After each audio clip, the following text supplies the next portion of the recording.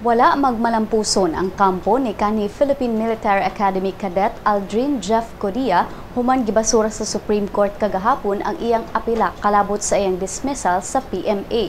Si Codia gipapahawa sa PMA ug wala pa apila sa graduation rights sa miaging tuig human kini giingong namakak sa iyang rason kung nganong na late siya sa iyang klase og 2 ka minutos.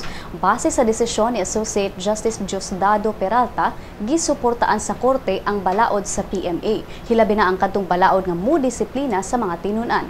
Dugang sa desisyon nga nakalapasab si Codia sa PMA Honor Code, human kini wala mosulti sa tinuod nga rason kung nganong na late kini sa klase. Sa depensa ni Codia, nibutyag kini nga na late siya ug ang tulo niya ka mga kauban sa klase tungod kay dugay silang gidismiss sa ilang naunang klase. Apan butyag sa korte nga ang paggamit ni Codia sa mga pulo nga dismiss ug klase usa ka manipulasyon sa kamatuoran tungod kay kahibalo si Codia nga dili upat ka kadete ang naglangkob sa usa ka klase.